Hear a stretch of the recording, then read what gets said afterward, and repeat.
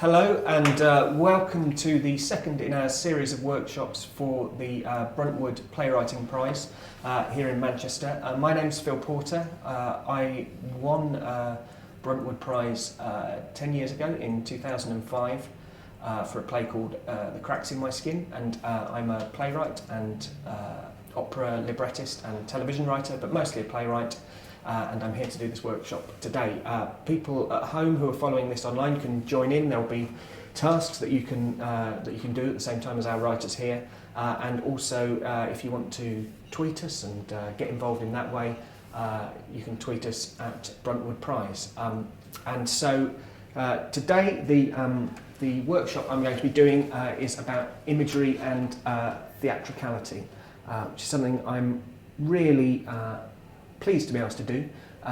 It's something that's, I think, is kind of something I use a lot in my work, and something that I think sometimes gets a bit overlooked.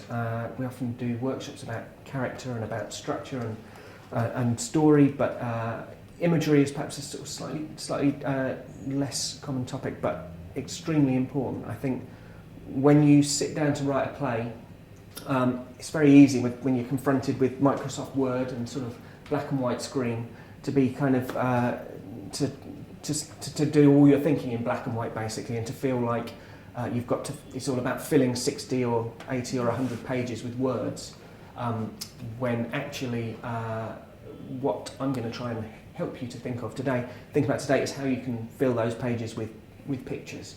And so let's just, before we do anything else, we'll just go along the line, and we'll just, if you could just like say your name and maybe something about whether you've done any writing before, whether what you're interested in, that kind of thing, that would be fantastic.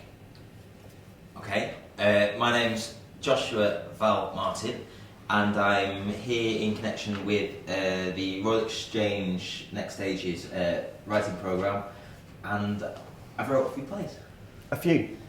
Yeah. Good, cool, okay, lovely.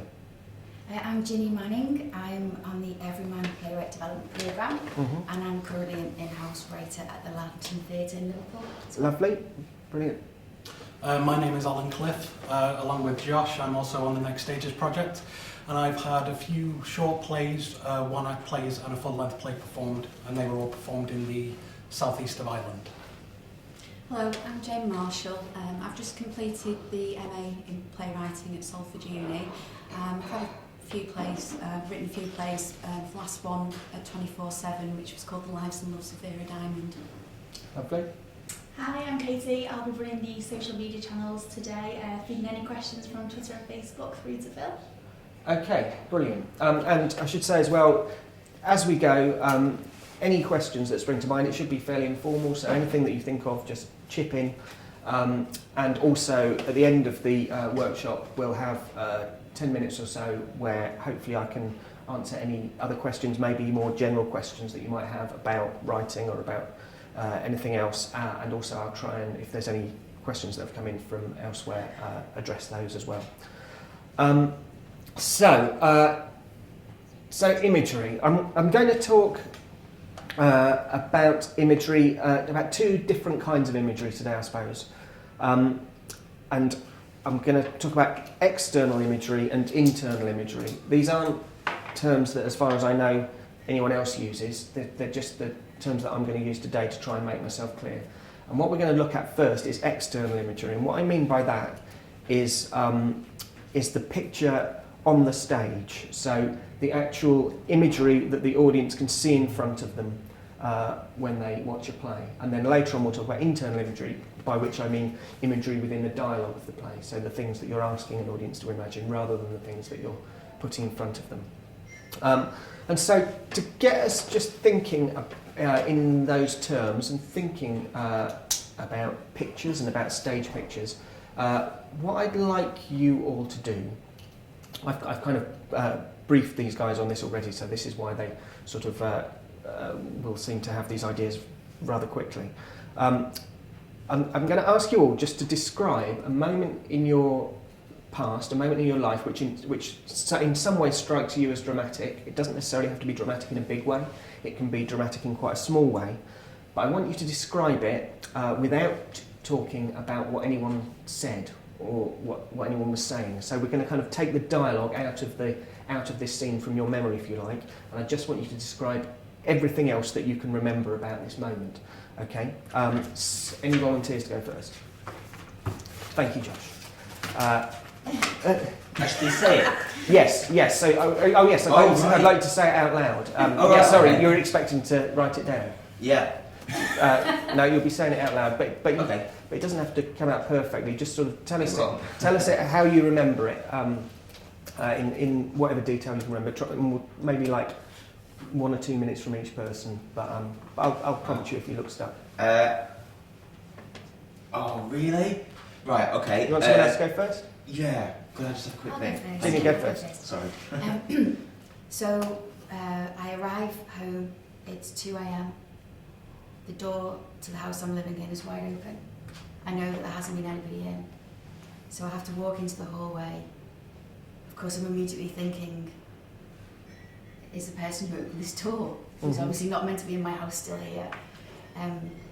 My friends are behind me, so we immediately, we start running, sort of, cautiously looking through the house. There's 3 sets of stairs, so we go up one set of stairs. We'd all been laughing and joking because we'd come back from a night out. Sorry, that was verbal, wasn't it? That's all right. You can say laughing and joking Yeah. as long as. I walked into my bedroom. It was so untidy, it was hard to tell if it had been burgled or not, but obviously somebody had been in there. And then I walked into the bathroom and there was half a stuffed dog in the toilet. and then there were various reactions, which I won't discuss, from people around the house because somebody had burgled them.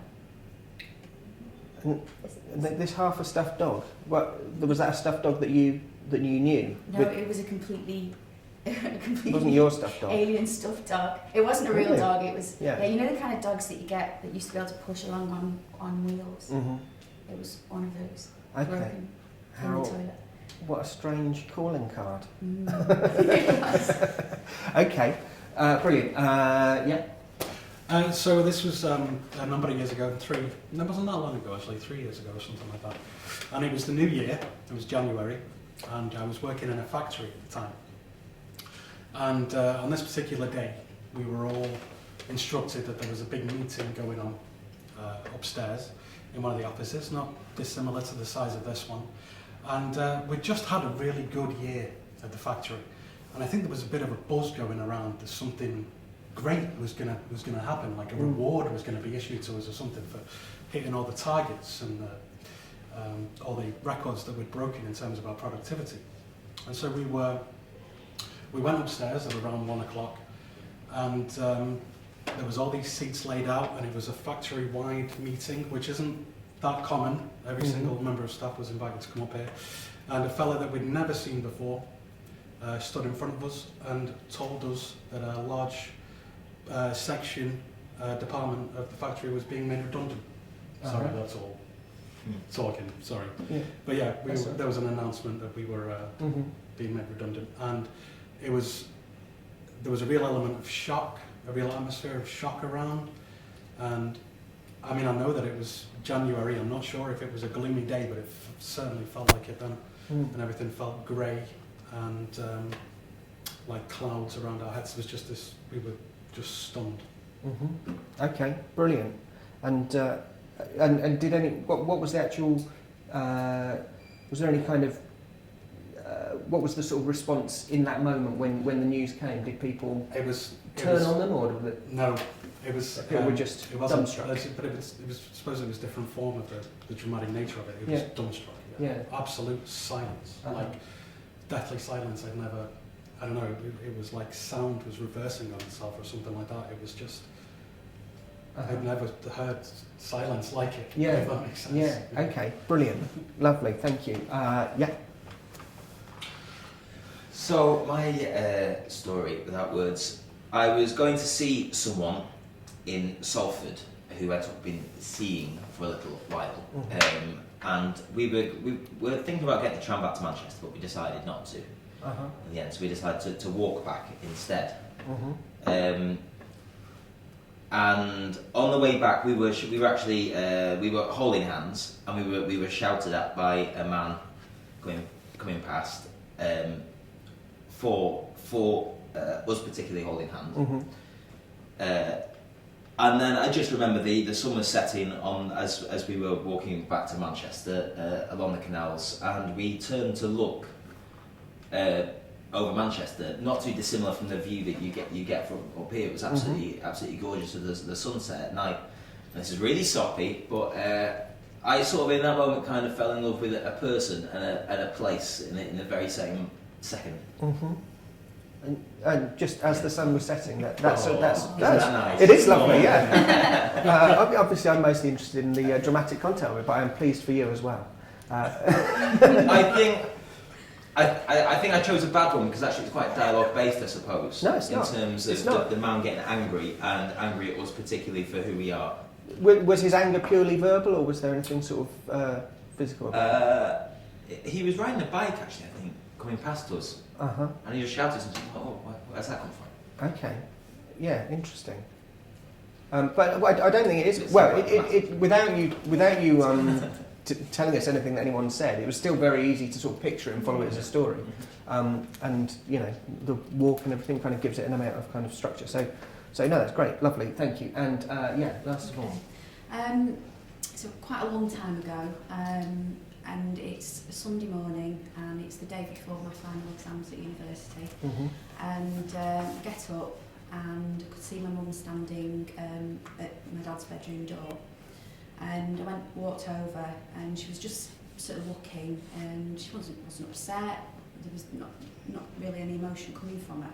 So I walked into the room, and sort of the night before, the room was completely full, like somebody lived there. Mm-hmm. And then when I walked in, the room had been stripped bare completely, and what was the sort of overwhelming image was the wardrobe. The doors were open, and it was empty hangers, and just clanking a little bit. The window was open, and it was just a very sort of surreal experience. It was possibly the most dramatic experience I've had, because when you said to think about something, it was the first thing that came into my head. But I just remember how still everything was. You know, it was a Sunday morning and there wasn't much going on. But I just always remember this empty wardrobe and the metal of the hangers, and that will just sort of stick in my memory. And you know, from that, it was just sort of I just knew at that point that life was about to turn in a very dramatic way, if you like, and things wouldn't be quite the same. So I think for me that was a big turning point as well in my life. And do you remember what happened next in the way out of that moment, or is it just sort of held in your memory as a kind of very specific little well, moment? it's dialogue based because it's my mother who came out with just such a deadpan. Do you mind me saying No, what go on. she said? She went, "Come on, let's go and have a cup of tea." Yeah. And that was it. So tea, soothes everything. But I think more than anything, as I say, it's the stillness of everything and the stillness of my mum, and the fact that we just sort of sat down and it was like, right, okay, Yeah. okay. Yeah. Fine. Wow. Let's move on. And don't get me wrong. I mean, it sounds, especially after your story, it sounds a bit awful and sad, but it wasn't. It was a real good turning point. So as dramatic as it was. Yeah. The only issue was the next day I had to go back to university to do my exams, and I turned up for the wrong exam because my head was a bit, was a bit. But actually that turned out quite funny because I got the best marks ever. When I eventually got to the right exam, I got the best marks that I've ever done in my life. So it's a bit of a strange, sort of a strange experience, really. Okay, brilliant. Well, so we did that partly just to start trying to think in terms of imagery rather than in terms of dialogue. But also, while you were talking, I'm trying to sort of make a list of all the different kinds of things that you can describe, that you can use to tell a story other than the spoken word. And the idea being that in this way we can build our own little toolkit of all the different things that we can use that are at our disposal as playwrights as well as dialogue. These are some of the things I just jotted down. We've got setting. You all talked about setting quite a lot, and it's not difficult to imagine the kind of locations of the stories that you were telling as theatrical locations in one way or another. We had quite a lot of stuff about weather and the atmosphere. So you talked about it being January and it being cold and it being cloudy, and that sort of being part of your story and part of the way you remember it. You talked about the breeze coming in through the window, so weather. We talked about time of day. Even imagery, obviously, is a word that sort of means pictures, but for my purposes, I'm kind of thinking of imagery as everything other than speech, really. All the other stuff that we can use to make our drama interesting. So we talked about time of day, and probably just about the most important one, as far as I'm concerned, is action. So not all of them were full of action, but there were little moments of action. You being sort of verbally abused feels like an active moment. Also, the decision to walk rather than to go on the tram, that's a sort of active thing that the two of you did, and you held hands. There's obviously something sort of significant in that action too. Yes, various, and you searching the house, the idea of these people all kind of in different parts of the house, all searching. Yeah. These people are kind of engaged in a shared physical action at the same time, and that's what kind of brings that moment to life.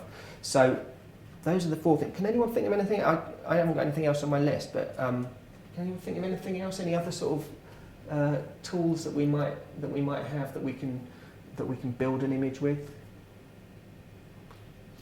Noise. Noise, yeah. So noise coming Or from... absence, Oh yes, someone talked a lot about it being completely Silent. silent. Yes, yeah. Noise and silence. Okay, well, if anything else that... on the metal coat hangers as well. Talked about the sort of significance of that noise all being very integral to the image. Okay. I suppose it's all the senses help to, whether it's noise, just help to build a picture. Yeah. Of the image that, yeah, I mean, like you said, not necessarily an image, but when you hear something or feel something or whatever it is, it helps the audience imagine that sort of kind of world. It helps them to feel like they're there. And we didn't have anything about taste and smell, but actually they are still part of the image, and not without necessarily having kind of smell-o-vision scratch cards or anything. You still can manipulate people's understanding of taste and smell to make them feel like they are somewhere. We're going to look at a scene later that does that really effectively. Using all of the senses, like you say. Okay, anything that we want to add to that list that comes into anyone's head at any point, let me know. So now what I thought we'd do is we're going to have a look at a scene from a play that I wrote. It's my first play, really. So I've chosen it not because I think it's the greatest thing that's ever written, but I think sort of because it's my first play, you can it's a little bit, it's not subtle in the way that it's doing these things, in the way that it's using imagery. It kind of goes for it in quite a big way, and so I thought that might kind of be helpful in some way.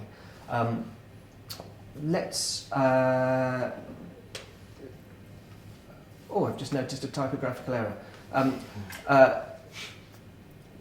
It says Ben Emily, doesn't it? I think in one of them. Yes, yes. The fourth line should be Emily rather than Ben. So let's say let's have you two being Ben and Emily, and we'll save you two for some serious classical drama later on. Okay, so obviously we're going to listen to this scene and we're going to think about it particularly in terms of imagery. This is the fifth scene in the play. You don't really need to know very much except for that Emily is a 16-year-old girl and she's seen this boy from afar that she's taken a bit of a shine to.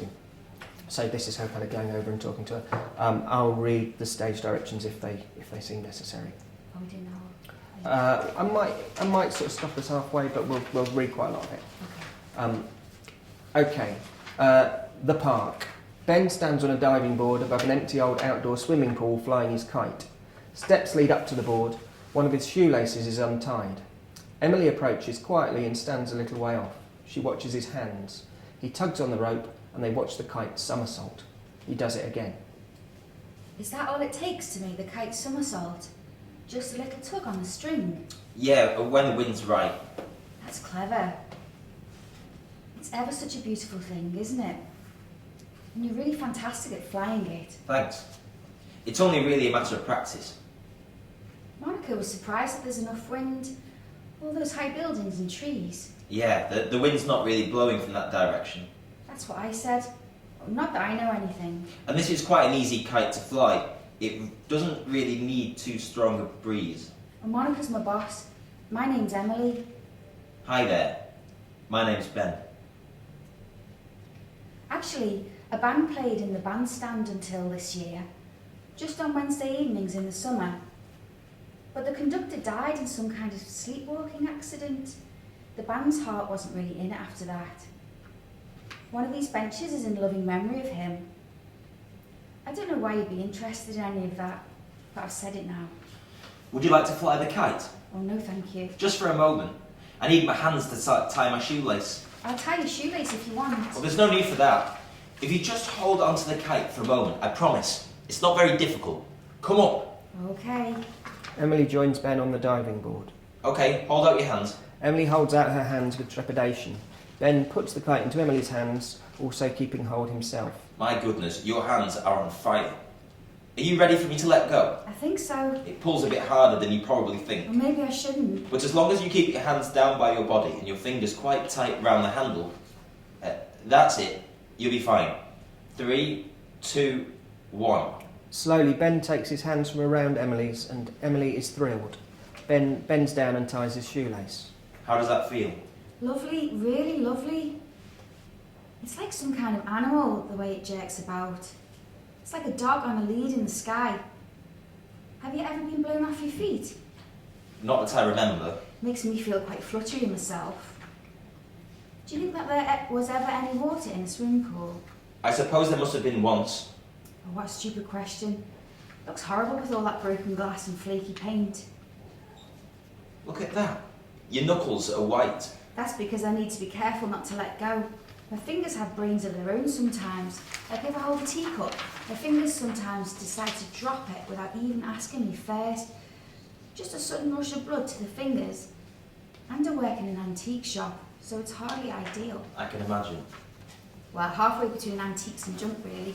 Nobody ever comes in. Okay, so let's hold that there for now. So, so what's the picture that we're seeing here? What's the picture that this scene is kind of creating? How can you describe it? Flying kite. Yeah, flying a kite. What else is there? We're in a park. There's a swimming pool. There's a diving board. Yeah. One of the characters is on the diving board flying the kite. Uh-huh. And the second character, Emily, Mm-hmm. comes in and they converse. Presumably she's on the ground.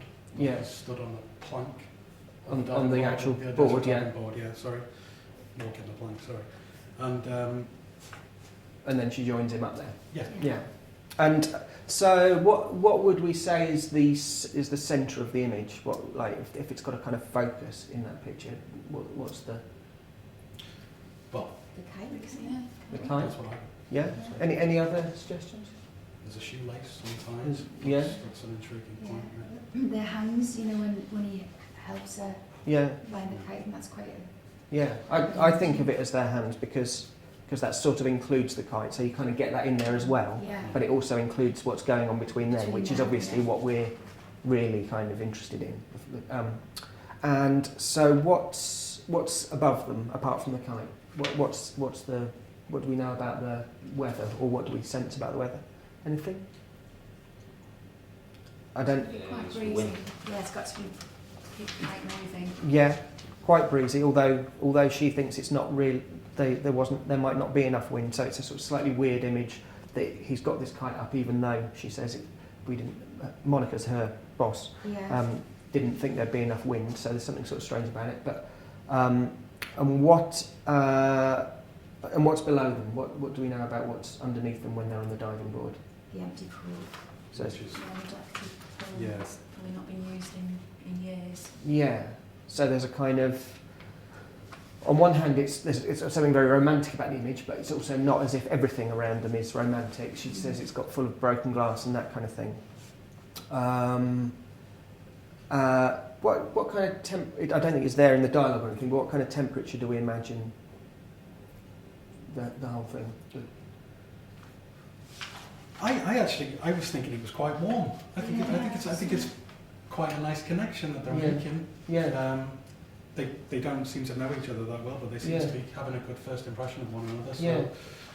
yeah, I thought it was quite warm. Yeah, and literally, do you imagine the temperature of the scene to sort of match that? Is it like a sunny day or Yeah, clear. I feel like it's a clear day. Okay. Because there's nothing to distract us from what's going on between them. Okay. You don't seem to be struggling to hold the conversation. Uh-huh. So if it can't be that windy, because they can quite, Yeah. they seem to be quite clearly understand each other, and they're not discomforted by cold, or so I just Yeah. thought it's pretty minor. It's quite pleasant. Yeah. And flying a kite is generally quite a sort of kind of thing you do on a nice but breezy day, isn't it? Yeah. Okay. And as far as this sort of central action is concerned, of them flying a kite together and him teaching her to fly a kite. What does that mean? What does that sort of tell us? How does that help us as within the drama of it?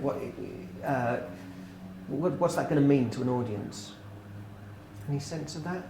He's kind of in a way he's advising her, but also kind of I get this sense he's kind of protecting her in a way as well, like sort of shielding and making sure she feels good about what she's doing and everything. Yeah. So yes, he is sort of definitely protecting her in this, and he sort of does that thing with his hands where he doesn't let go till he knows she's got hold of it. So there is a sense of him sort of looking after her. Go on. No, sorry, I thought it was interesting, like the element of trust about it, in that Ben won't allow Emily to tie his shoelace, but he will allow her to look after the kite. So it's like he's taking small steps to see if he can trust her. Maybe there is an element of that, maybe. Absolutely, yeah. So that's the kind of thing that within the play it's really important for me to sort of establish those relationship dynamics between these two people that the play is going to follow. But I needed that other thing to enable me to do that. Do you know what I mean? When I wrote about 10 drafts of this scene before I wrote this one, which weren't set in a park at all and didn't involve a kite. They were in the shop that Emily works in, and he came in and he was looking for a book or something, and it was just impossible to kind of get it going anywhere because they didn't have anything to talk about other than the thing I needed them to talk about. It was all sort of like delaying tactics, talking about books, and then her talking about her dad and him talking about his dad. Whereas here, the image and the action are actually sort of releasing the drama, if you see what I mean. They're enabling us to sort of tell, to understand things about those characters and the way that they relate to each other without it being sort of on the nose. What about the kite itself? What does that mean as a kind of metaphor within the scene? Any sense of that? I apologise for asking you a question that I already know the answer to. It's fluttering up there, and she's holding it, and she's in love with this boy, and she's only just met him, and so it's sort of there as a kind of representation of what's going on inside her, if you see what I mean. So it's quite. Do you mean it's quite fragile? Yeah, fragile. Yes, just after the bit where we stopped, she tells a little story about how she looked after found a bat that had hurt its wing, and she looked after it till it was better, and then just when she picked it up to let it go, she couldn't resist sort of squeezing it and hurting it again. And it's the same thing. It's like the idea of having a very small animal in your hand, and it sort of the kite. It's sort of, she says it's like a dog on a lead in the sky. It feels like it's alive. So I'm using the image to sort of tell the audience something about what's happening internally for her. I'm kind of in a way that is more satisfying because it's a bit less direct than just finding what reasons for her to say out loud how she's feeling, because obviously we don't sort of do that all the time. So I'm kind of using the kite as a way of telling the audience something about the kind of energy of what's happening in that little moment. What we're going to do now is I'm going to set you a bit of a task, and anyone watching at home, you can join in with this task too. We're going to disappear off the screen for a little bit, but there'll be instructions on the screen to help you know what to do, or to remind you what to do. The task is, I would like you to write a scene in which one person is persuading another person to do something of some kind. Can be absolutely anything, to go somewhere, to sign something, to do something. But before you write the scene, I want you to make decisions about the location and about the atmosphere, so whether that's to do with weather or whether it's to do with the heat indoors or anything to do with the sort of the physical atmosphere that you can. Make a decision about the time of day, and most importantly of all, make a decision about a physical action that both these people are engaged in while this act of persuasion is taking place. Okay? They don't have to both be doing the same thing. It might be, you know, if someone is bandaging another person's leg or whatever, that's fine. They're both involved in the action, even though they have different roles within that action. So yes, those four things: the action, the time of day, the atmosphere, and something else that I've forgotten. They're engaged in. Is it location? And the location, yes. And just try and make choices that will push your scene into kind of interesting directions. I mean, not every choice has to be a massive one. It doesn't have to be like minus 30 degrees and, you know, they're holding guns to each other's heads or anything. They can be quite subtle choices, but try and make choices that are going to push your drama in interesting directions. So that's the task. And also another thing, while you're doing this task, if you finish early or just have a little moment, also I'd like you to think about the time, the visual, the image in the theatre of every play that you've ever seen that has stuck with you most. So one image from a play that you've seen that has really resonated with you. And if people at home could do that as well, that would be great. So now we'll go to our break. Thanks.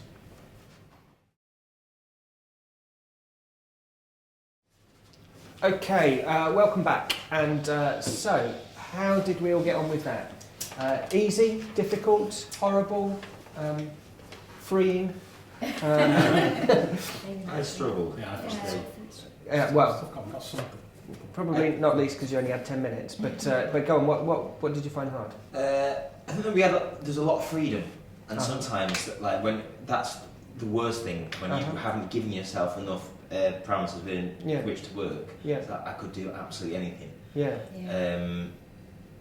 I think that was my big problem. Mm-hmm. So I was kind of scratching loads of different things, and I ended up not doing any of them.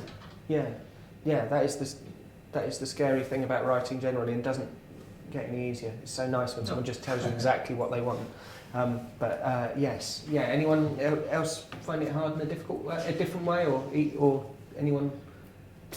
I had a lot of locations just running through my head, and couldn't pick one that I was satisfied with. I mean, I landed on something, but just loads of locations. Couldn't pick one. Couldn't choose one. Okay.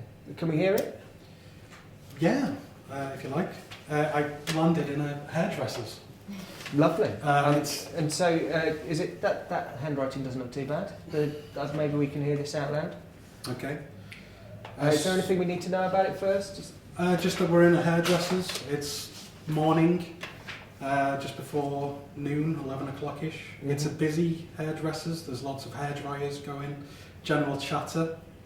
And I'll be the hairdresser who is doing your hair. I want it. Oh, stop. I mean it. It's gorgeous. Well, what can you recommend? I can recommend that I want it. Please stop. I've work at 3. I mean it. Just a snip. You serious? It's the most beautiful hair ever. I must have it. I'll just be moving on now. Stay there. Hey! Shut up. I've got scissors. What do you want? All of it. All of your hair. Great. Okay. Fantastic. So, the action there is hair cutting and also using scissors as a physical threat. So, what does, if we just think about the action of hair cutting, what does that sort of mean? What are our kind of connotations when it comes to hair cutting? Like how that might be used in a scene, how it was used in that scene. Does it mean anything of itself? It can do. I mean, people obviously getting the hair cut to look nice. Maybe there's some sort of event that's coming up. Yeah. Well, It's often there's for a lot of people, it's a social occasion. Yeah. Going to the hairdressers and seeing people. There's Yeah. a lot of power, isn't there, in the hairdresser's hands, literally. Yeah. Yeah. So one wrong snip and that's it. You know, you get one chance, and if they get it wrong, so you sort of put a lot of trust into that person Yeah. to do what you want them to do. Yeah. And also, there's always that awful bit at the end when you go, oh, so what do you think? What do you think? And obviously, you always go, it's great. Yeah, thanks. They go home and cry. Yeah. So there's an element of kind of hiding how you feel, especially when you're looking yourself in the mirror the whole time. You know exactly what your expression is, and you're sort of hiding little bits when you're thinking, I'm not too sure about that much being cut off. Yeah. Yeah.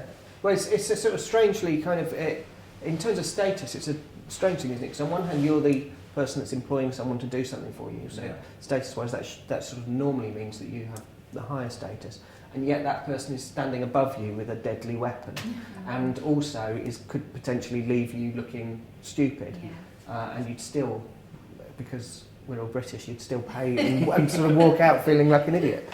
And so it's kind of it's an interesting picture. I've just written a play that had hair cutting in it. And everyone was like, oh, we've got to do like 40 performances. We can't, how are we going to do it? But yeah, it's an interesting picture. And also, what's good about what you wrote is that the physical action within the image develops. So it's not just a kind of status quo. The hair cutting isn't just there as kind of sort of window dressing. Something sort of happens within it, and the scissors become something else. They go from being a tool to being a weapon.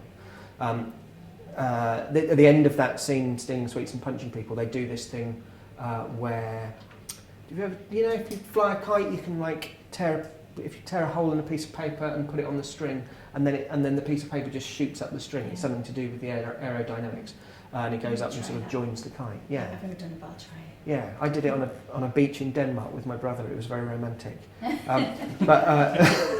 But it's yes. But what's good about that is that you kind of feel like you've had everything that you're going to get out of the image of the kite and the diving board and all that kind of thing. But then it's got some sort of development as an image, so it can kind of move with the scene, if you see what I mean. Let's hear another one. Any volunteers? Yeah. Okay, great. Do you want to be Alex? Okay. Can you read that? Yeah. So it's early evening, autumn, sun is setting over Manchester. It's a pedestrian bridge over a dual carriageway. Sam, late teens, is sitting on the handrail with her legs trailing over towards the traffic. In the distance, sirens are heard and cars are beeping their horns. Alex approaches Sam slowly. Evening. Go away. I can see miles from here. So what? Do you want to see? No. What can you see? Sam ignores him. Do you want some gum? Alex offers his hand. Sam grabs the rail. I'll jump. But it's airwaves. Not worth it. I hate gum. Do you know how to get to Wormston? Where's that? Alex taps on his phone. Somewhere here. Then follow the map. I've got some. I was going to get to. That's an incomplete sentence. Yeah. Great cliffhanger. Okay, so what's the picture that scene creates? We've got was it a motorway bridge? Did you say? Just pedestrian bridge over a dual carriageway, and she's dangling her legs. So what does that sort of say to us as an audience? What does that mean? Ooh, a bit of peril there, I think. Yeah. So, right, what's going on? She had a bad day. Yeah, there's immediate danger because we know we're only a split second from her being shoved over or deciding to go over herself or whatever. So yeah, immediate danger. That's another thing I forgot to mention about Stinging Sweets is the fact that they're up there on that thing kind of gives a sort of sense of vertigo, which is a physical sensation which the audience will understand, and so it's kind of going to help them to feel whatever's in the scene, if you see what I mean. But yes, but even to a greater extent in that scene, there's a sort of sense of height and the danger with that. What else does the scene say to us? How do we imagine these people's lives are more generally? I think the guy, is it Sam? What was it? Alex, the one that's come to help. Come to Sam's help. female. Yeah. perhaps he's misguided in his communication and trying to, like, you know, sort of help her. Yeah. He's kind of coming at it from a funny way, isn't he? Sort of very mundane things like chewies and Yeah, he his is. house and stuff. The fact that he's quite socially strange makes us fear more that she's about to get booted off the bridge, as far as I'm concerned. That's what I was thinking. But it's also a very sort of urban kind of location that you've chosen, isn't it? So you sort of, so we kind of, even though there's not a huge amount of dialogue there, we start to infer quite a lot about what this person's life is, who's sitting on that, in that place, what she might feel about her life. You know, we assume that that's sort of part of her world rather than a world that she's not running here from Devon or anything. Okay, yes, lovely. Yeah, one more. Either of you two, I don't really mind. Should we do yours? Your handwriting's neat. Your My handwriting's handwriting neat, is so we might That'd have be to do nice yours. if you could. But that means there's a task we've got to do in a bit that only involves one person, so you're doing that. Okay. All right.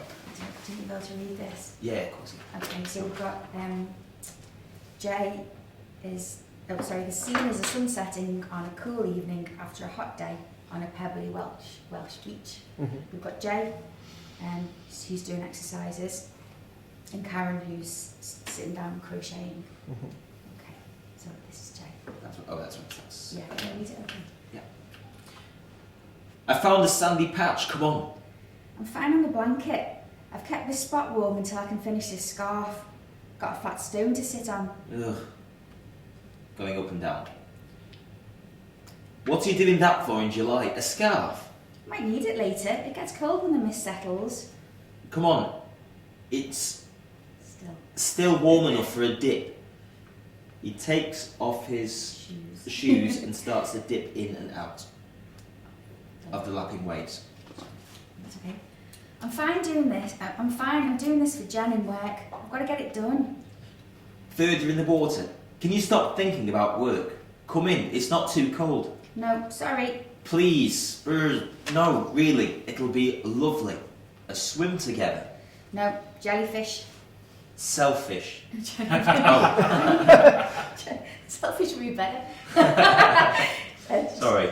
Jellyfish. Jellyfish. They like the moonlight. I didn't understand that bit at the end, but I thought jellyfish, selfish was like a good little That's kind of bit of I thought one-two it was a kind joke. of Sorry. selfish more like. That was good. Okay, great. So there we've got this pebble beach, and we've got all this discussion of weather and whether they're going to go in, and the temperature of the water as opposed to the temperature. So in terms of all the atmosphere stuff, there's loads of stuff there just within that quite small bit of dialogue. What does it tell us? All we're really talking about there is the location and the atmosphere, and yet we sort of get quite a lot of a sense of who they are and what their relationship might be like. What does it tell us about them as people? Any thoughts? But it sounded like there was a bit of a routine that they're sitting down and crocheting, like something that they've done. They've gone to this place quite often, and one wants to leap into the water, and one just wants to sit down and be quiet. So it sounds like they're quite opposites in that respect, but they know each other quite well. Yeah. And it's quite a close relationship. Yeah. Well, I mean, yes, you definitely, when you hear that he wants to go in and she is holding back, that's the right way around, isn't it? Yeah. That That's right. you immediately start to infer things about their relationship, about who's the more sort of risk averse or who's the more likely to take a risk, without us having to say, you're always like that. You never want to do anything. We just understand that because we can, and it's much more satisfying for the audience because we can just do that kind of detective work ourselves, and it keeps us kind of active. There's also really lovely stuff there about the temperature now and the temperature is going to be later, and so as kind of as intelligent audience members, we're thinking, is this metaphorical? Does this mean something? What is this this sense of sunshine now but heading towards a kind of misty, colder something? I mean, that might or might not have been what you were thinking of, but Of course. yeah, well, very well executed. But yeah, that sort of sense of so it's kind of giving us all sorts of signs without us having to address them directly, because the image that we've got is kind of on our side as the writer. It's kind of rich and it's going to give us things to talk about. In really sort of boring terms, having an action and having an interesting stage picture means you can kind of have their characters talk about the thing they need to talk about for your scene, and then you can have them turn away and talk about something else for a bit, and then when you go back to the thing that they need to talk about, you're sort of a bit further on than you would be if you just had a pause. That makes it sound so easy, but yes, that was really interesting. Okay. So, what we'll do now is we're just going to look at one more little scene that sort of addresses that kind of sense of an external imagery. And this is, it's not even the whole scene actually, but this is by Lorca, who I think is just the master at these things. He's absolutely brilliant. I mean, he's a poet and he has an incredible visual imagination as well as being fantastic with words. And so, we'll look at this and we'll see what the picture that he's kind of painting is here through his drama. So this is a scene from his play Blood Wedding, and this is the morning of the wedding, and the bride is being dressed and made up by her maid. You're going to be our bride, and you're going to be the maid. I hope that's a dream come true. I've always been the bridesmaid. So I will read the stage directions. The hallway of the bride's house. The doorway is at the back. It is night. The bride appears wearing a white petticoat, heavy with lace and embroidery, and a white bodice. Her arms are bare. The maid is similarly dressed. I'll finish doing your hair here. I can't stand it inside. It's so hot. In this place, it's not even cool at dawn. The bride sits on a low chair and gazes at herself in a hand mirror.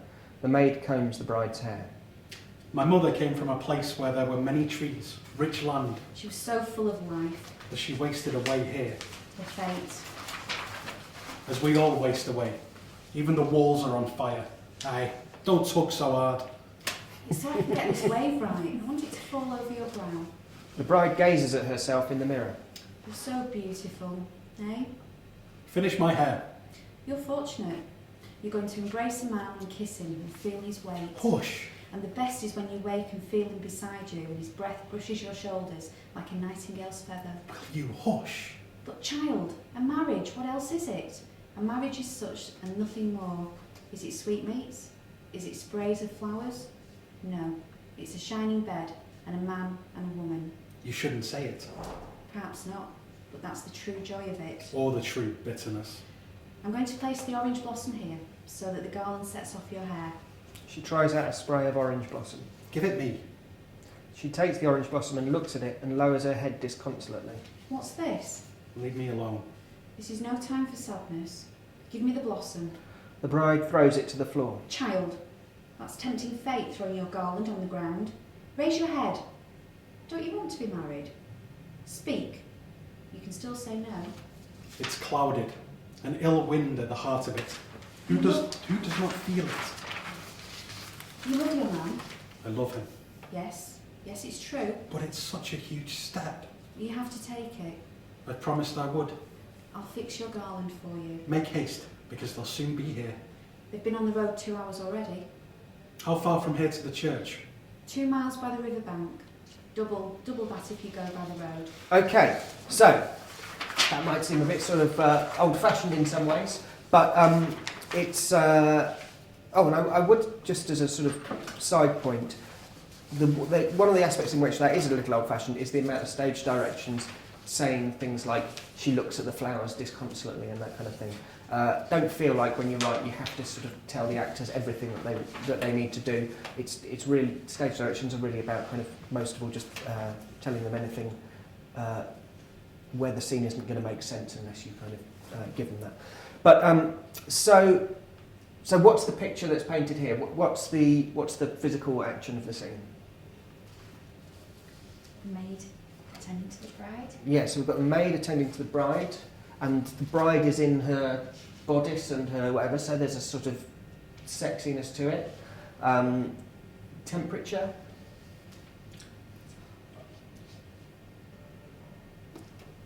It's hot isn't it? She said it's really Yes. hot. Yeah, Yes. she says there's not even a breath of cool air at dawn or something. And the what else do we know about the kind of physical world of the scene?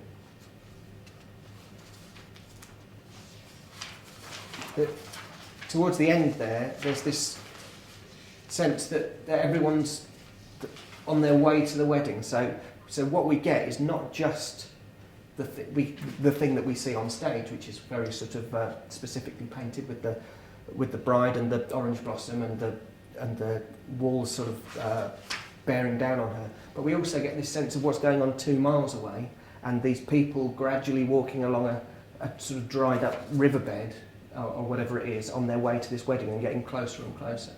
So in just a page and a half, he's able to kind of give you an incredibly detailed kind of panoramic picture, which has a very specific centre to it, probably like the orange blossom or something you might say is the centre of it, but actually looking outwards, we can sort of see 2 whole miles. So it's sort of even more panoramic than anything that a film could be. Yeah, I mean, there's that bit where the maid is talking about the marriage, and she's talking about what else is it. It's sprays of flowers and all the rest of it, and that gives a sense of the fact that this is going to be a big lavish wedding. So again, it's giving the sort of, it's almost a set without being there. Yeah. And the fact that this is perhaps a very important marriage. Yeah, absolutely. By the sounds of it, and if she's having doubts now, there could be serious repercussions. Yeah. Well, there's lots of imagery within the dialogue in the way that we're going to go on to look at as well in terms of internal imagery, where quite cleverly the maid is saying things that suggest that she thinks sound wonderful, but you can also hear them from the bride's point of view sounding awful. So she thinks the weight of a man on you is nice, but the bride doesn't really want to marry this man. Is thinking, yeah, I already feel suffocated by these walls and everything else. Yeah. And so that's the last thing you should say. Or this shining bed, which the maid thinks is like this incredibly romantic thing, but to her it's just like her destiny that day is this big bed that's waiting for her, and it's the last thing she wants, you know. Well, she does want it, but she wants it with Leonardo. So,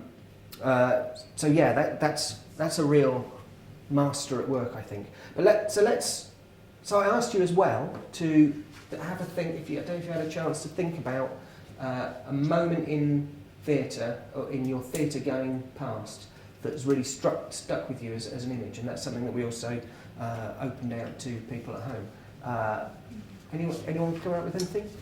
It was the Memory of Water, when it was on at the New Vic not too long ago, and there's a part at the end of that one where all the sisters sort of whipping themselves into a bit of a frenzy. Because I don't know if you know play, but obviously they've gone back in there to sort out their mum's funeral.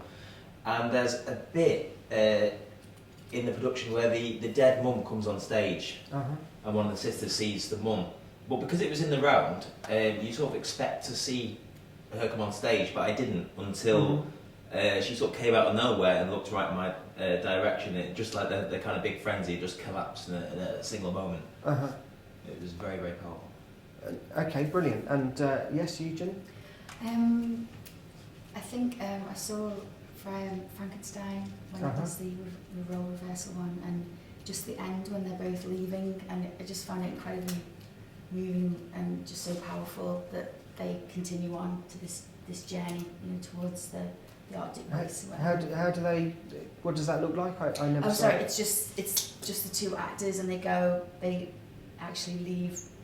I don't know whether it was sort of smoke or whatever, but basically you get the sense that where they're going, they're not coming back. Yeah. Sounds like a moment as well where even though you know that the theatre wall is only a few yards away, somehow it's a sort of bigger moment where you kind of believe that there's a whole other world there. Yeah. Okay, fantastic.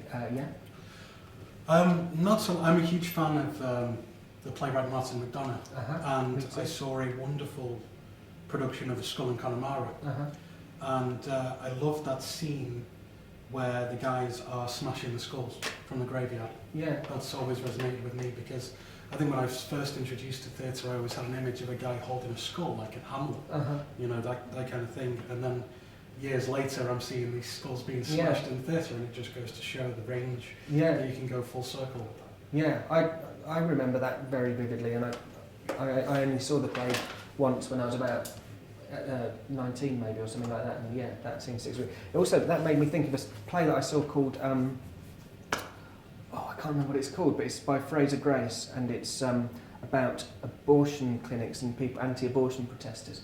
And there's a brilliant seduction sort of scene where these two young people, I think one of them is part of the anti-abortion pressure group, and this other guy is sort of infiltrating it, I think. But there's a bit of a kind of flirtation between these two, and they're kind of falling in love. But while they're doing it, they're planning for this rally, and they're basically getting dolls' heads and sticking them on sticks and putting red blood over it, like red paint on their head, and then leaving them on this sort of rack to dry.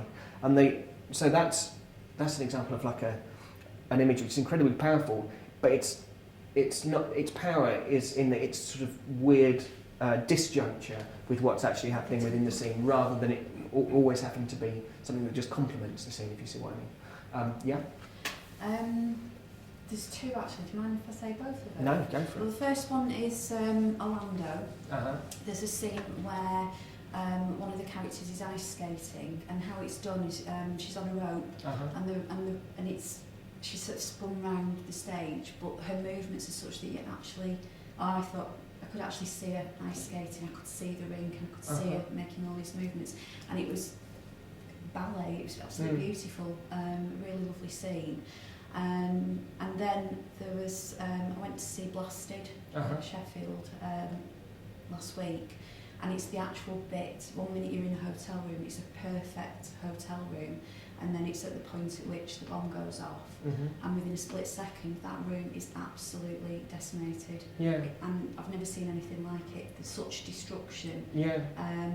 to the point at which the walls are ripped, and you can see all the electrics and the innards of the wall, Yeah. and the ceiling comes down, and it's just, you've literally gone from one world to another within a split second, and I've never seen anything like that before.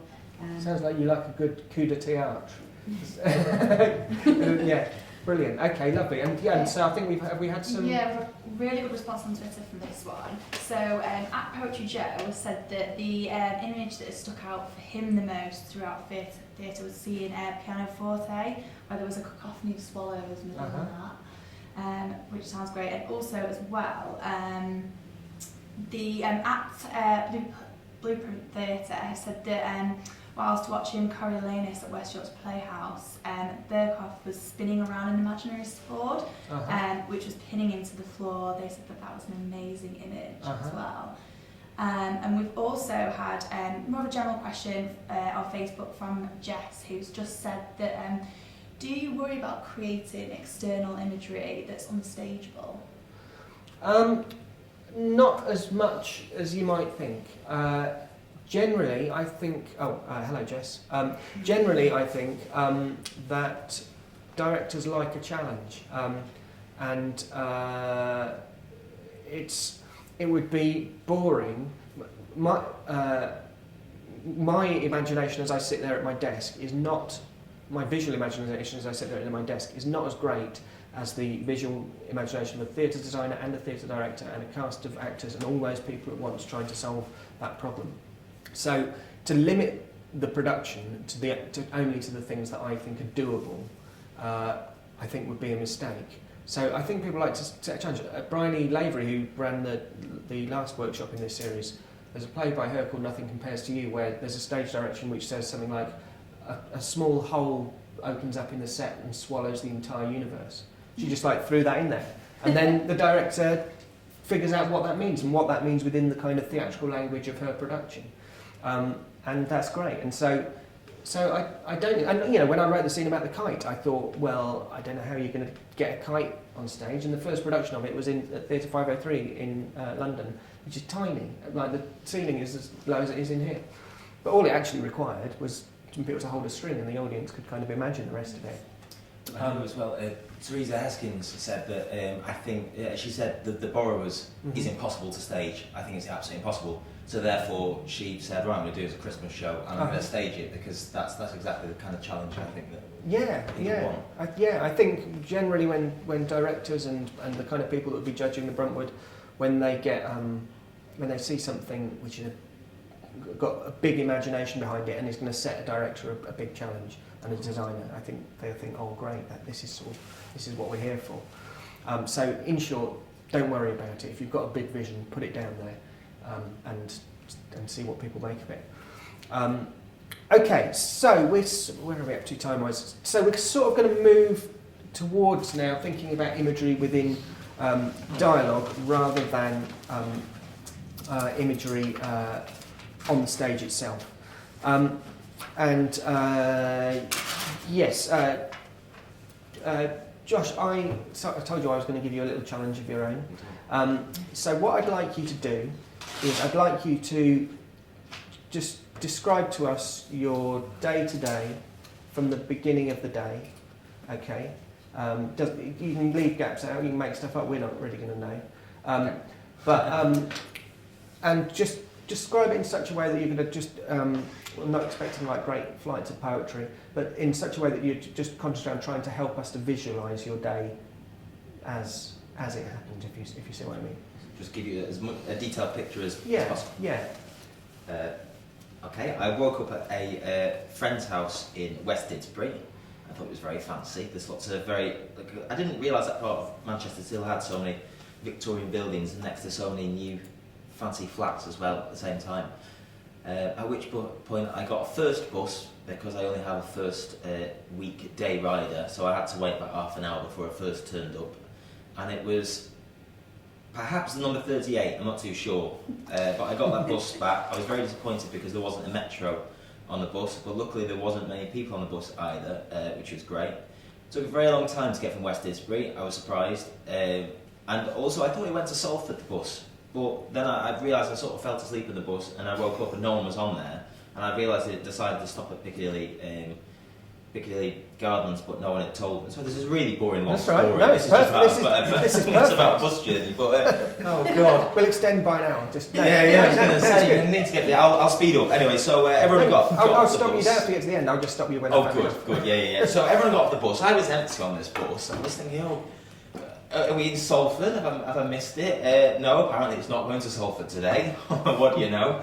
So I got off the bus and I walked. I had to go get the number 8, which comes outside Salford Central, which wasn't very pleasant because it's rush hour on Market Street. So you've got all people throwing metros. Well, that was good actually. I did take a metro, but like kind of trying to sell me things and sign me up to various different charities. So I sort of had to quickly try and get past them and avoid all the different musicians. And I got to Salford Central Station and got my number 8 bus to Falmouth. Okay, we'll hold it there. That's good. Brilliant. That's perfect. That's exactly what we need. That's brilliant. Okay, so for everyone else, what is the image that most stuck in your head or you find easiest to visualise of everything that you talked about? Yeah, I've got you waiting for your bus. Kind of daydreaming. In his half hour near the beginning? Yeah, or we have a phone maybe. And what else can you sort of picture when you see it? It's in East Didsbury. West Didsbury, so I imagine, I don't know, it's got really big trees and it was a nice day, so, quite beautiful light, you're surrounded by nice houses, but you're still just waiting for a bus, which is really frustrating, isn't it, when you sit there waiting. Okay, anything else that you guys could picture within his story? I like the fact that you said about the older buildings, the old Victorian buildings, with the new flats, so there's obviously stark difference between old and new. And yeah, it was about the architecture more than anything that struck me. And can you actually do you have a picture of it in your mind? Yeah, very much so. Because I think it's becoming quite common that you're getting, the older buildings are now being sort of suffocated by very new architecture. Yeah. But I don't know why, but that's just stuck in my head. Yeah. Great. And anything from you? I quite like your description of a chaotic Manchester. I've got you dodging and weaving between people that are trying to sell you stuff, people who are trying to entertain you, people trying to give you a free newspaper. But what I got from the whole story was that you got up and you seem to be in a good mood because West Didsbury is a really nice place, but then your destination was just getting further and further and further and further away. Yeah. And everything that you attempted to do to get that didn't quite work out. Okay, great. So the very sort of basic point that I'm making here is that when someone starts talking and describing something, it's almost impossible for us not to start imagining it, even if it's a story about a complicated set of bus journeys through parts of Manchester. Well, no, it's good because even then, it's sort of particularly, it's almost impossible to resist. Our imagination is desperate to leap onto any kind of imagery. So this is something that's really powerful for a playwright in terms of the experience that they're going to give their audience. Because as well as having this picture on the stage, we're also kind of creating a little kind of film in their heads of a series of images. So the moment anyone mentions anything that they can't see, they have to imagine it. And so, so that's a sort of really important kind of tool in our armour, and something that we shouldn't kind of take lightly, because it means that we can create images in their mind that are going to have a fantastic impact on their journey through your play. Or if we choose the wrong images, it can create a difficult sort of journey for them, and everything that they can see on stage might be great, but if you're planting the wrong images in their head, it'd be like making them listen to sort of, Jazz FM or something while watching Blasted. Might be quite an interesting production.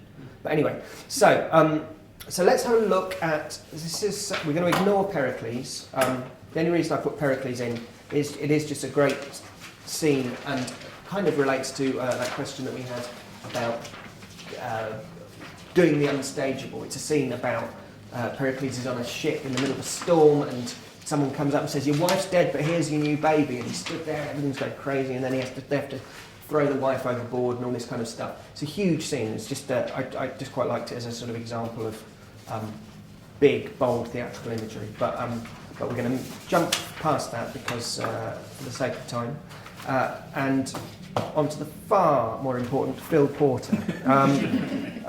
So this is from near the beginning of my play Blink, and this is the first you hear from this character Sophie, who's talking to the audience directly.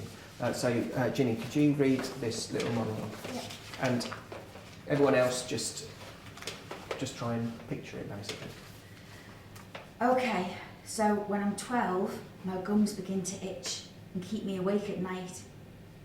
So I tell a dentist, and she says my teeth are overcrowded and she'll take 2 out to make room. And she gives me a choice between a local, so needle, and a general, meaning gas. And I'm scared of needles, so I go for the gas, which they don't do anymore. But basically, they hold this mask down over your face and you have to breathe in this stuff. And it's got a kind of rubber taste, like an old rubber ball or something. And as you breathe, you can hear this buzz getting louder, like a chainsaw getting closer. So I fix my eyes on this nurse and watch as she merges into this giant picture of autumn that covers one wall. Then, when I wake up, I'm okay for a second, until this horrible groggy feeling hits me. And as we leave, I throw up this pool of frothy blood on the doorstep. And we get to the car, and I'm sick in the car. And we get home, and I'm sick in the porch, and I'm sick about 5 times more. And it's pancake day, but I'm too sick for pancakes. So basically, it's just a really bad experience. But at least the itching goes away, until 2 years later when it comes back. And the dentist says she'll take 2 more out. And again I get the choice, and again I go for gas. Only this time I ask my dad if, when we get home, I can have my bed in the garden. I want to lie outside and clean my lungs in the air. And I know it's mad what I'm asking. It's not a real request, more just an idea. But when we get back, my bed's there on the lawn. And this is the Isle of Man in April, so the weather's not warm. But there it is, with an extra blanket, and Winston, my bear, on the pillow. And there's even a bedside table with fizzy water and a working lamp. And I'm telling you this so you understand the kind of man he was, my dad. he made me feel seen. Okay, so what are the main sort of pictures that little speech is putting in your head as an audience? What are the things it's asking you to imagine?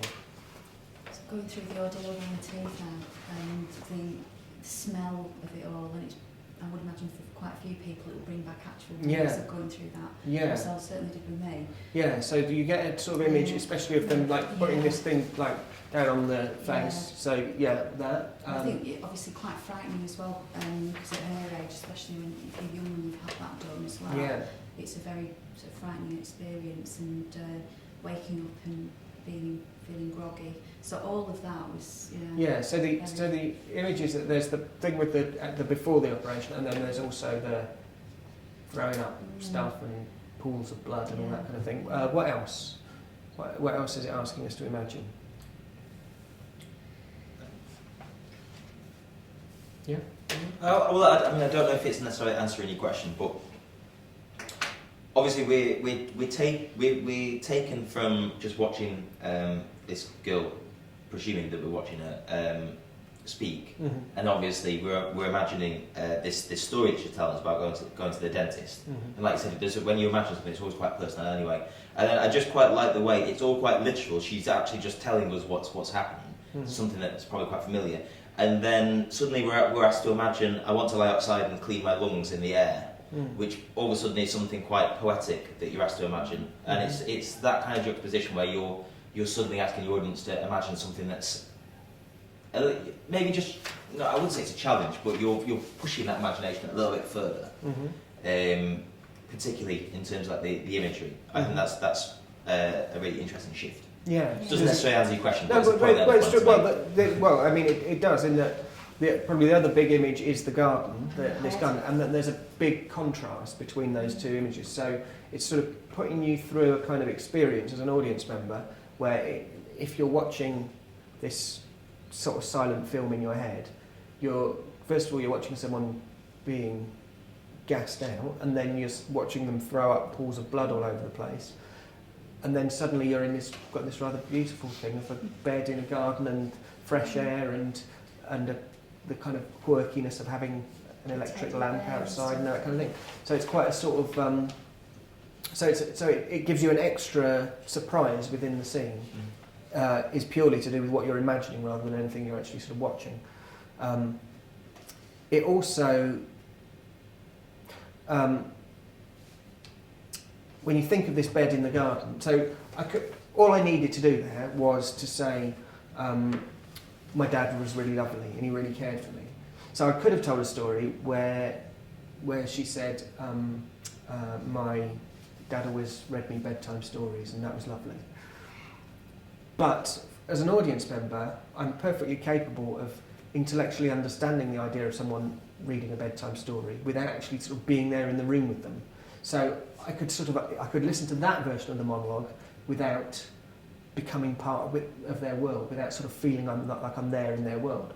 But by tying that memory to a very specific image and forcing the audience to visualise that, it forces the audience to sort of invest something in the play and to become part of the play because they imagine it and suddenly they're there in the garden with her.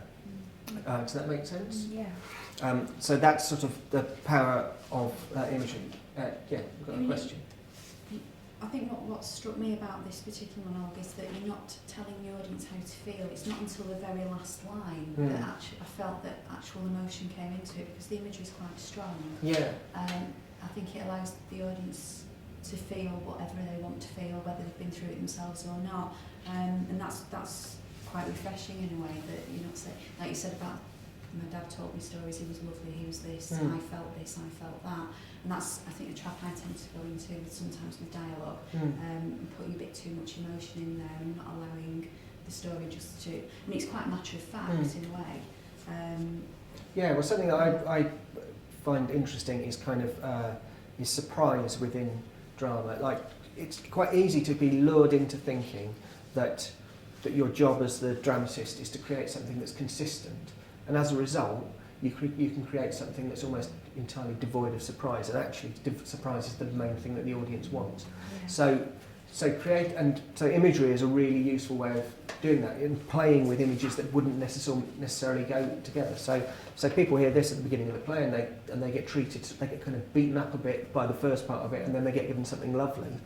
But they sort of, by this point, they know that it's probably not just going to be lovely from now on, because they also have seen that we're willing to make them imagine dark things. So they're sort of in quite an interesting place where they don't really trust us, but they kind of engaged in it. So yeah, sort of clashing imagery, as in music, a kind of a clash when well chosen is as interesting or more interesting than something that sort of works tunefully, if you see what I mean. We've had a good question come through from Ustream from Abella Bird, who she said that whilst listening to this extract, she keeps thinking, is the character speaking to another character or an audience member? And that's what she's sort of visualising. Well, it's hard for me to remember the order in which things happen, because I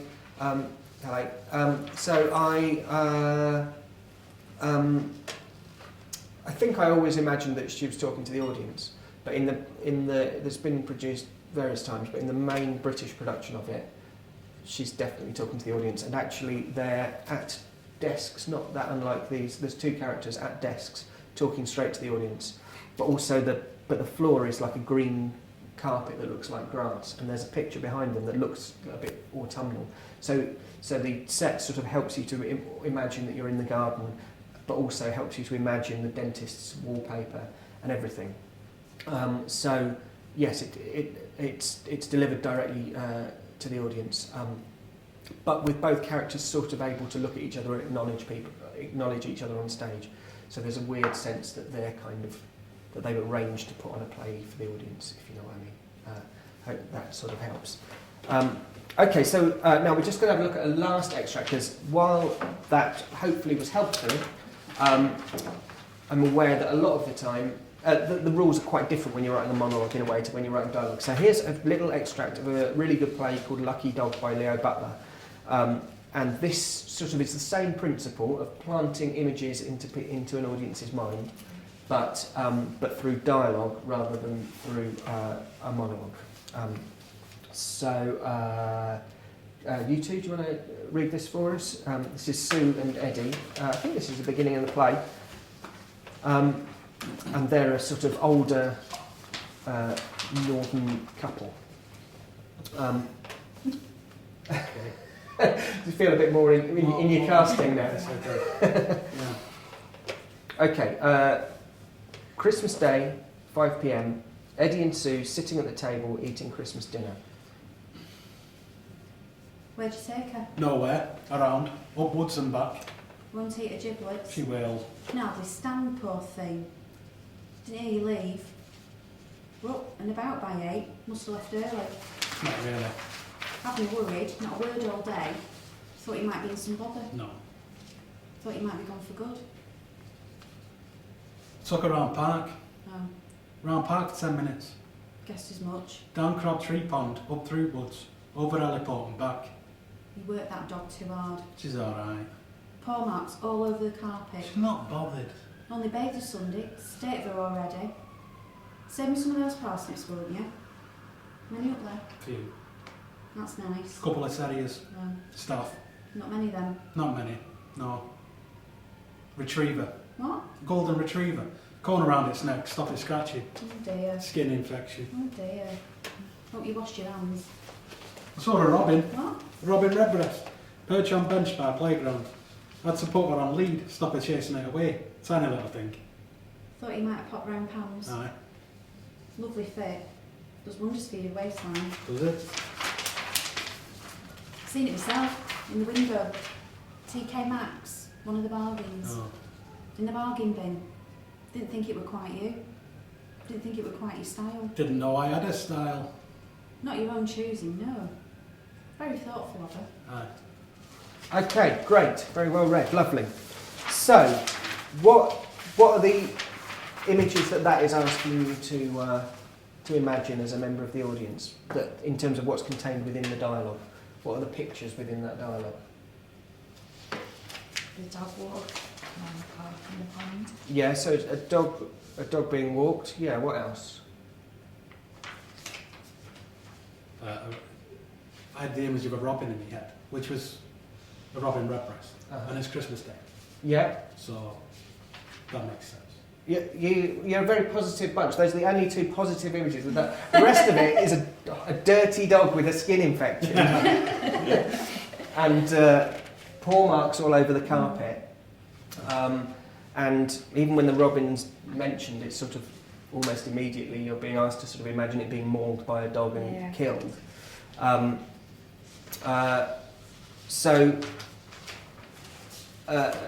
then there's some stuff about TK Maxx at the end. But what this scene is doing is it's creating images like a dog with a cone around its neck and with a skin infection that can't stop scratching. Because it's using those things to tell us something about their relationship. It's basically that they're not really unpleasant to each other at any point within this scene, but we're still being told as an audience their relationship is basically a dirty dog with a skin infection. It's a horrible, horrible thing, and there's something quite festering about it, and that's why a lot of the imagery is quite sort of mucky, basically. Now we're going to get you to have a go at doing something a bit similar. So our next task is I'm going to ask you to write a scene between two people, and in that scene, so first of all, decide on a relationship for those two people. They might be siblings, father, daughter, they might be in a relationship, they might have only just met. I want you to decide on an image that you feel metaphorically represents their relationship in some way. And then I want you to write a scene which uses that image within the dialogue to help us to understand their relationship. So basically I'm asking you to do a sort of version about what we're talking about in Leo's play, but of your own invention. In 10 minutes. In 10, 12 minutes, yeah, just have a go. Just make bold choices and don't just go with the first thing. So if you could do that, and also there's another little thing for you to think about if you have a moment, which also people at home can think about, which is this workshop is called Imagery and Theatricality. I've said imagery about 4,000 times and I haven't really said theatricality, partly because I'm quite open to offers in terms of what the word even means. So any thoughts that you might have on what the word theatricality means to you would also be great. Okay, so we'll go to our break.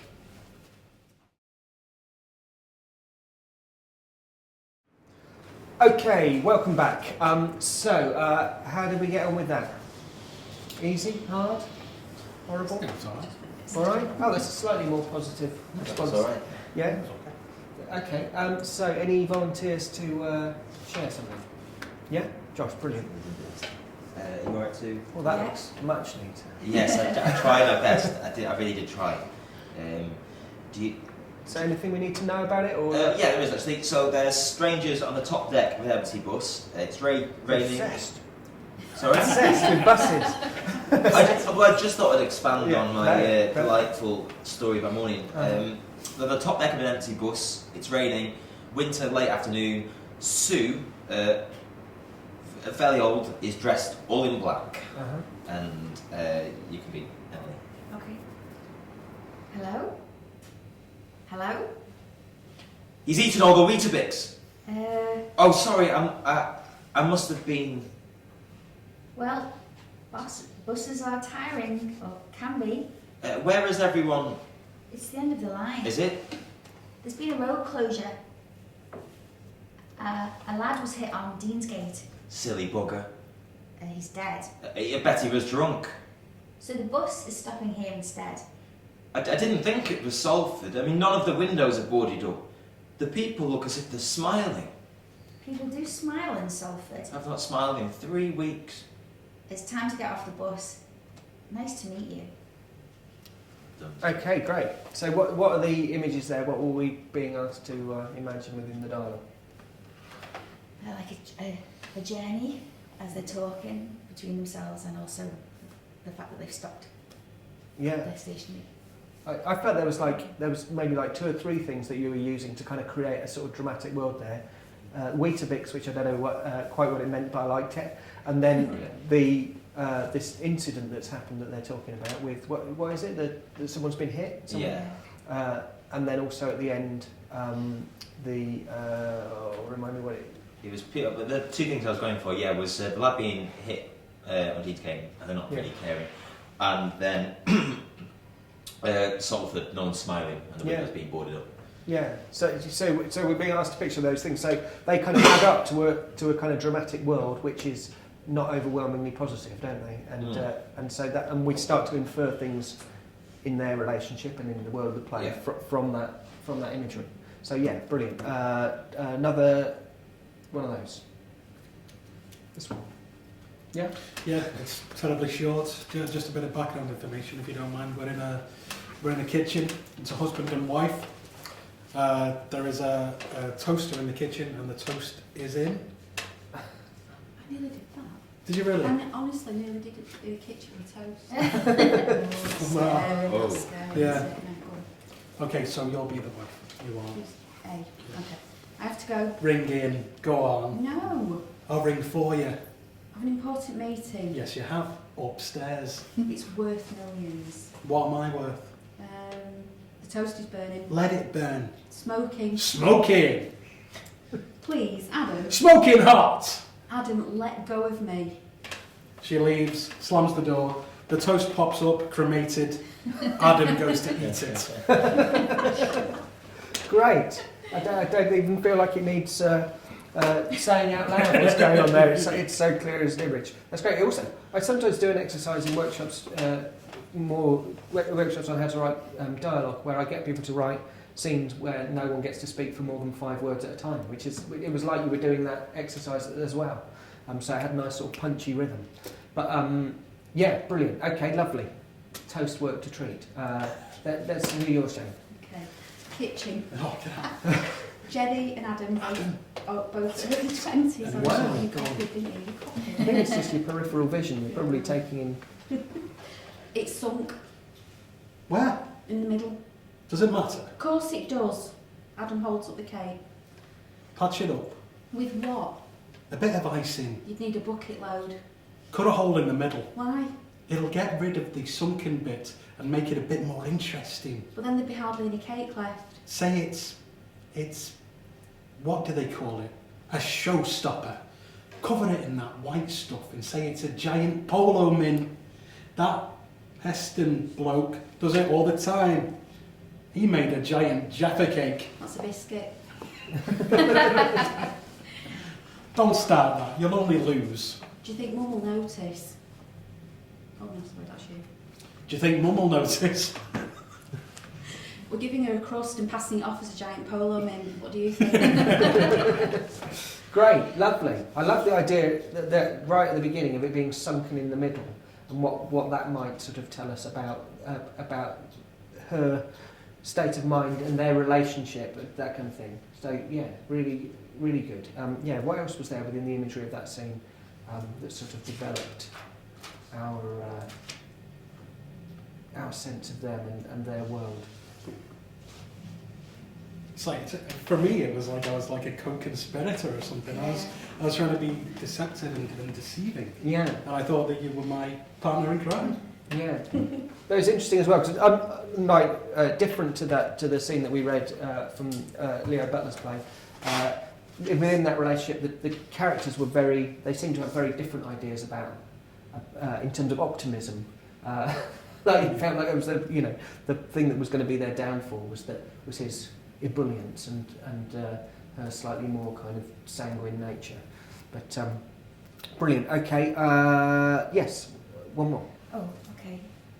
The problem I had with this exercise was trying not to be too obvious. I feel like I've been pretty obvious, but That's all right.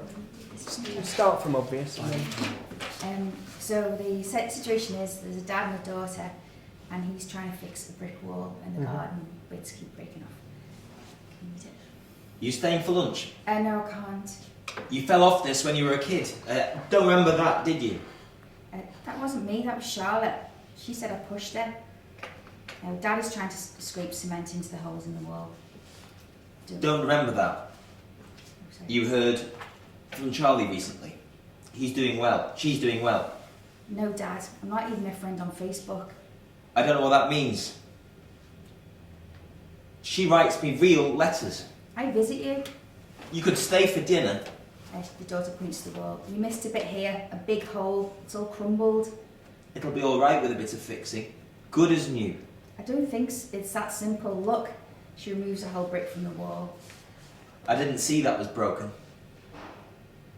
Brilliant, lovely. I think that's great. It's very clear the way that you're using the wall and to sort of develop the relationship. But don't worry about it being too obvious, especially not when you've only been given 10 minutes to come up with a whole world. But I think like what you're responding to in saying that you feel it's a bit obvious is that sense that like the best kind of images, either in terms of within the dialogue or in terms of creating those stage pictures, is an image where the audience sort of understands its relationship to the drama, but it also comes at it at a slight angle. So it's a kind of relationship between the image and the action, which is something that an audience can kind of interrogate and wonder about.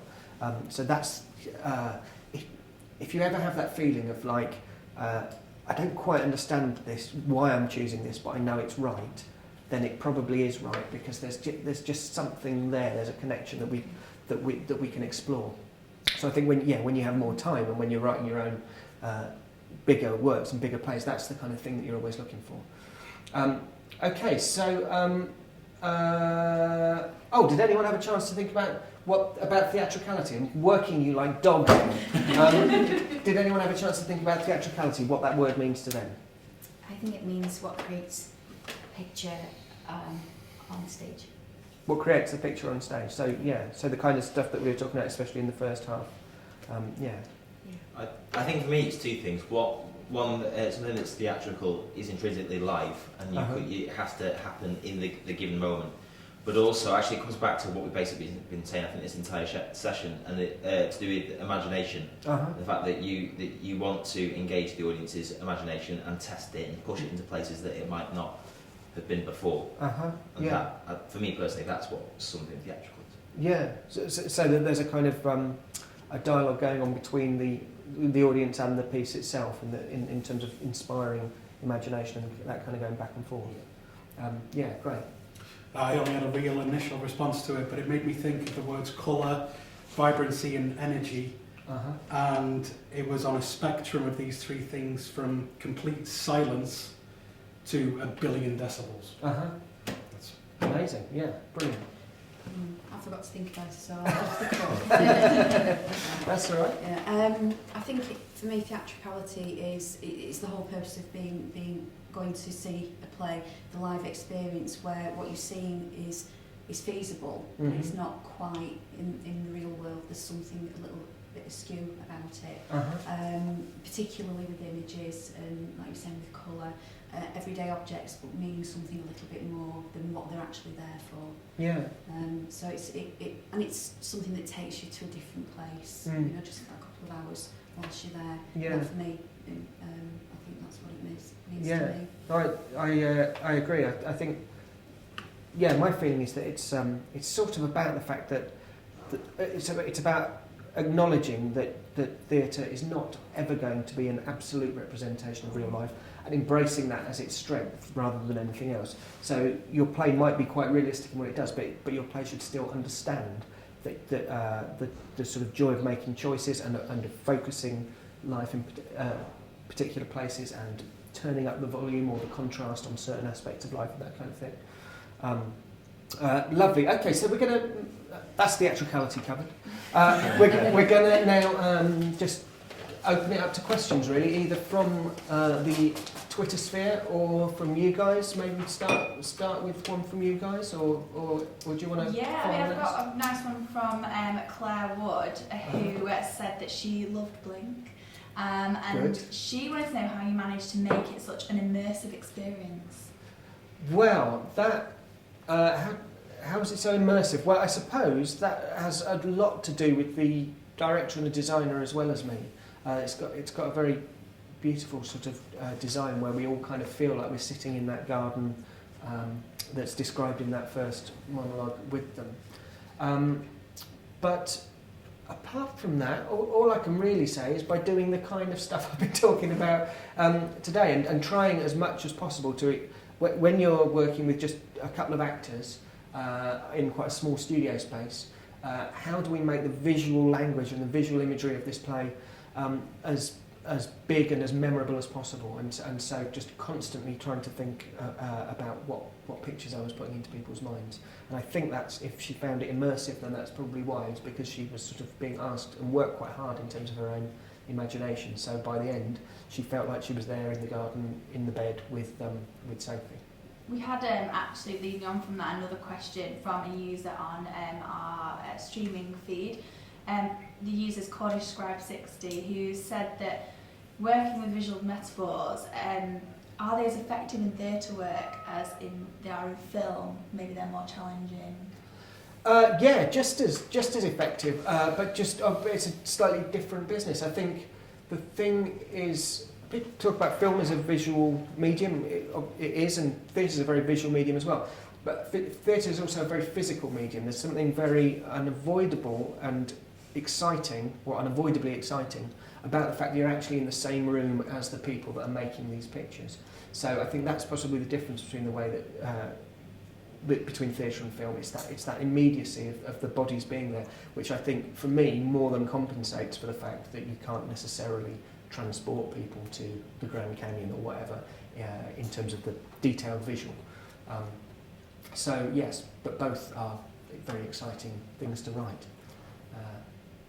Any questions from you guys about today or playwriting generally? Yes, sorry.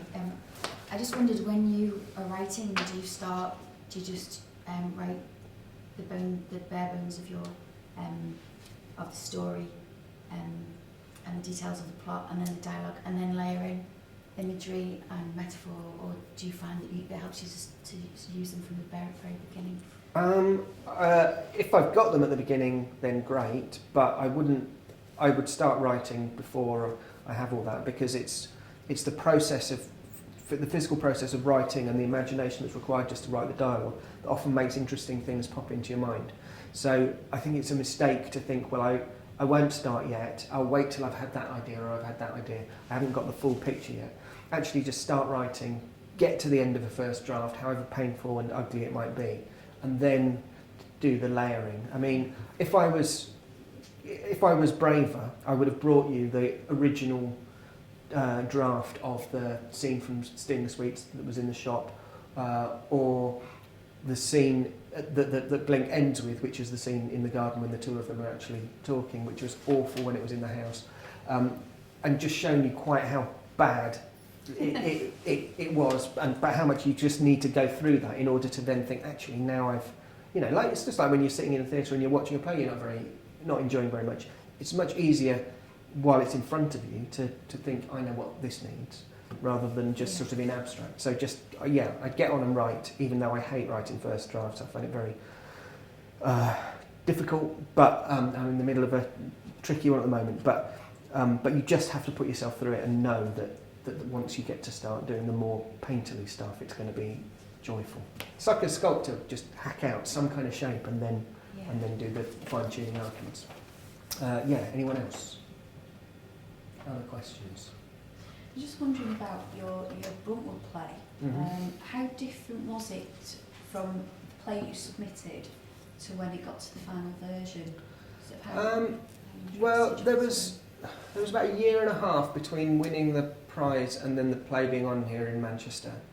It didn't change an enormous amount, but there were probably 3 or 4 key scenes that changed. There's a couple of things I now wish I'd done as well with that play, but generally I think I'm used to people saying they want to do a play, but still understanding that there's an amount of conversation to be had. And the ideal is, if your play is being produced by a director and you have a great relationship with that director, part of that fine-tuning process while talking to trying to understand what they want what they're trying to achieve, and then thinking about what you might be able to do to help achieve that. You have to try and be quite relaxed about that and see that as part of the fun, that your job has become collaborative. So that play changed a little bit, but not as much as it might have done, basically. Yeah. Any others? I had another question through, quite a general one. How would you suggest structuring one-man play, and how do you make it dynamic? Well, structuring, it's really hard to say how you would structure a one-man play without knowing what the play is. But I think probably best answer to that is that all of the same rules apply to hearing one person speak to a whole big play with a cast of 20. You mustn't ignore the need for subtext just because there's only one person there. You still need to work the audience just as hard, if not harder. So often the best one-person plays are your narrator might be a bit unreliable in some way. So the audience is still having to do a lot of guesswork. What tends to hamper one-person plays is if that person is just giving the audience reliable facts throughout. So I would say try and think about how you try and think of it just as a play, and all the same rules of character development and subtext and imagery and hopefully the stuff that we talked about with Blink and the dentistry monologue. That kind of might help as well, to just think about how am I going to keep the audience working, keep them thinking, even though they don't have an enormous amount to watch. And also, if you've got an actor, just use them physically as well as vocally. Anything else? In that case, we'll wrap up now. Thank you very much for watching at home. Thank you very much, guys, for taking part. Still got over 100 days just to write your Bruntwood play and get it in, so get writing, and it's been a pleasure. Bye.